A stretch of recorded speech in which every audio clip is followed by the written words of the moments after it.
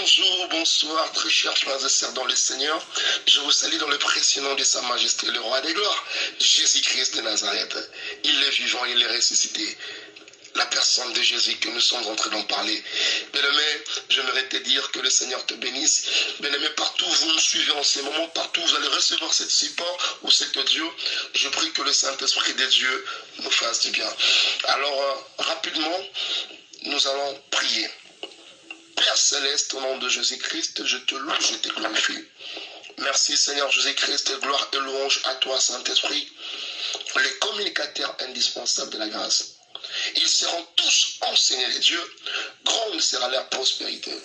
Père éternel, en accord avec ta parole qui dit, mais lève-toi et tiens-toi sur tes pieds, car je te suis à Paris pour t'établir ministre et témoin de choses que tu as vues, et de celles pour lesquelles je t'apparaîtrai. Je t'ai choisi du milieu de ce peuple et du milieu de païens vers qui je t'envoie, afin que tu leur ouvres les yeux, pour qu'ils passent de ténèbres à la lumière et de la puissance de Satan à Dieu, pour qu'ils reçoivent par la foi en moi le pardon de péché et l'héritage avec le sanctifié. Que le Seigneur nous pardonne au nom de Jésus-Christ. Amen. Car là le dit, le pardon du péché sera prêché en son nom. Père, pardonne nos vies, pardonne nos péchés, sanctifie-nous, purifie-nous, rends-nous capables. Au nom de Jésus-Christ, remplis-nous de ta puissance. Saint-Esprit de Dieu, sois avec nous. Conduis-nous vers le Père dans le nom de Jésus, que nous avons ainsi prié. Amen. Oui, bien-aimés dans le Seigneur, que le Seigneur nous bénisse. Oui, nous allons parler d'un thème que je l'ai intitulé « La promesse de Dieu ». Bien-aimés, c'est quoi la promesse? Bien-aimés, la promesse est un acte par lequel Dieu s'engage à côté d'une femme ou à côté d'un homme. Voulais-je dire, la promesse est un acte par lequel Dieu s'engage à côté d'un homme ou d'une femme en vue de l'aider à réaliser une mission. Mais j'aimerais te dire que l'Éternel a placé une mission en toi. L'Éternel avait promis depuis Genèse jusqu'à Apocalypse.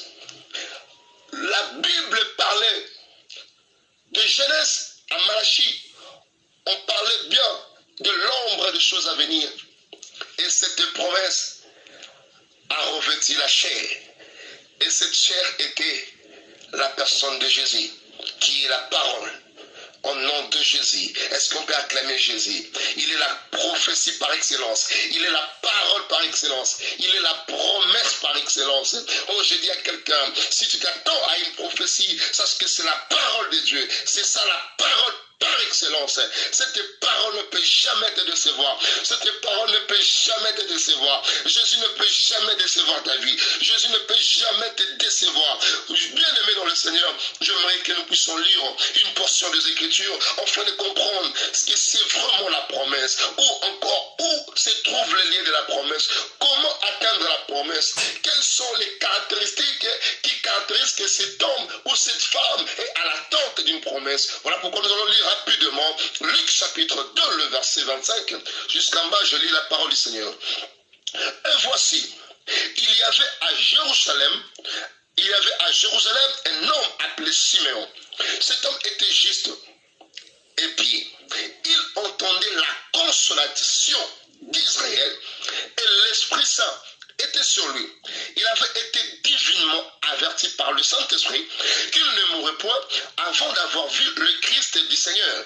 Il va au temple, poussé par l'Esprit, et comme le parent a porté le petit enfant Jésus pour accomplir à son égard ce qu'ordonnait la loi, il le reçut dans ses bras, bénit Dieu, et dit, maintenant, Seigneur, tu laisses ton serviteur s'en aller en paix, selon ta parole, car mes yeux ont vu ton salut. J'aimerais dire à quelqu'un, Jésus-Christ est le salut de nos vies. Jésus-Christ est ton salut. Jésus-Christ est mon salut. Est-ce que tu ne peux pas acclamer Jésus où que tu te retrouves en ce moment?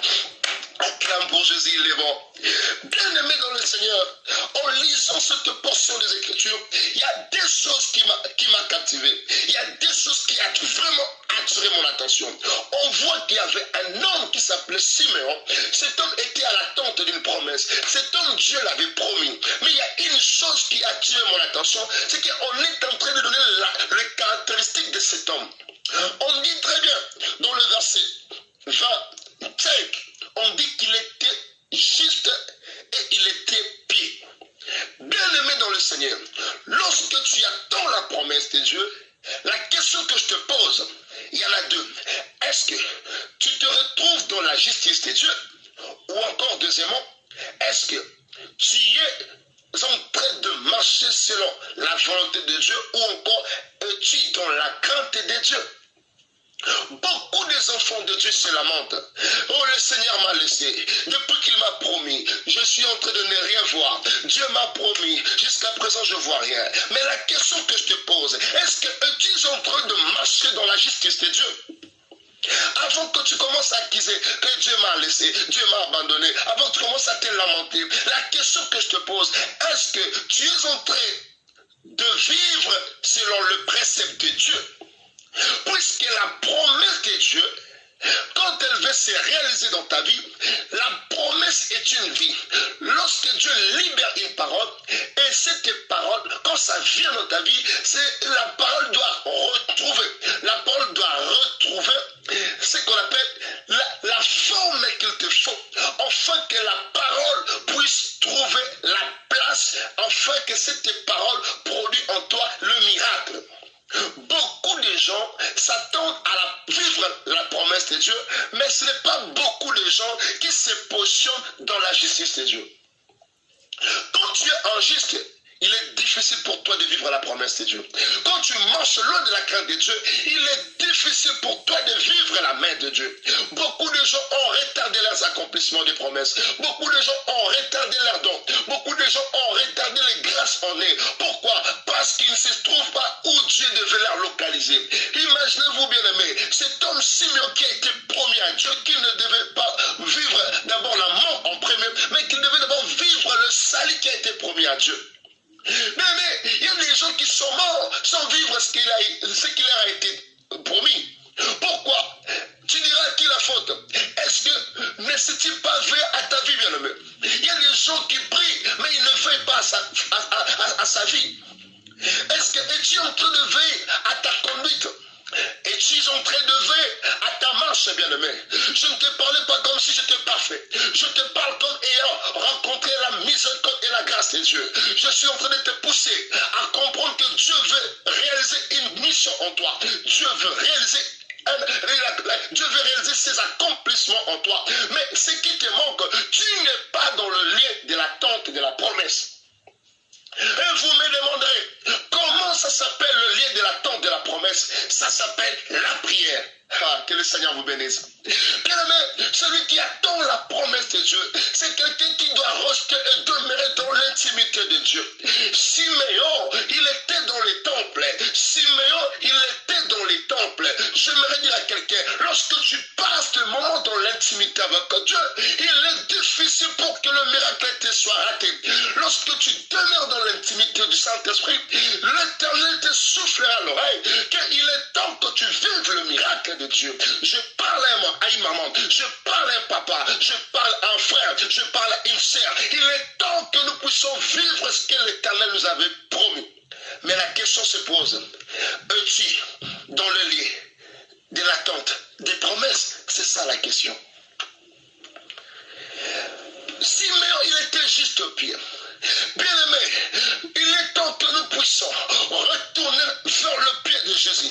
Il est temps que nous puissions retourner vers le pied de Jésus. Bien-aimé, j'aimerais rapidement lire une portion de l'Écriture. J'aimerais rapidement lire une portion de l'Écriture. J'aimerais rapidement lire le livre d'Ésaïe.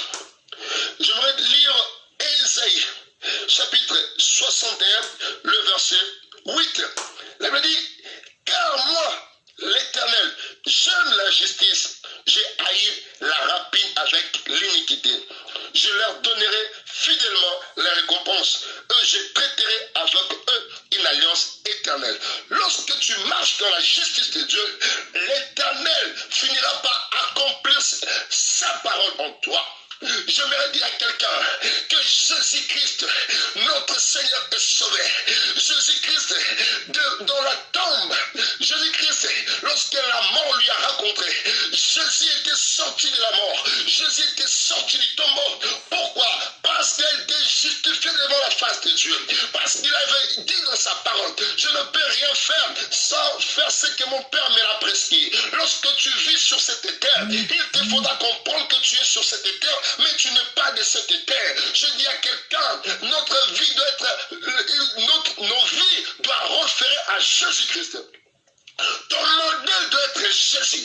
Mon modèle, c'est Jésus-Christ de Nazareth. Je dirais à quelqu'un, ton modèle, c'est Jésus. Lorsque tu marches dans la crainte de Dieu, lorsque tu marches dans la justice de Dieu, l'Éternel accomplira ses promesses en toi. Je prie que Dieu, je prie que par la puissance du Saint-Esprit, que la promesse de Dieu s'accomplit en toi. Et n'oubliez pas, bien-aimé dans le Seigneur, si Dieu t'avait promis quelque chose, sache aussi que lui aussi l'avait promis, qu'il ne t'abandonnera pas. Il reviendra un jour. Bien-aimé dans le Seigneur, le temps est arrivé où les élites de Dieu doivent se rassembler parce que le pont est déjà sur la porte. Il avait promis, il reviendra un jour. Je te prie, mon frère, ma chère, arrêtons de futilité, arrêtons de quoi que ce soit, arrêtons de compétition inutile, arrêtons de quoi que ce soit. Il est temps que l'amour de Dieu soit remis à la place. Il est temps que nous puissions propager l'amour de Dieu. Il est temps que nous puissions sauver les âmes. Il est temps que nous puissions comprendre quelle est ton identité. Il est temps que nous puissions nous référer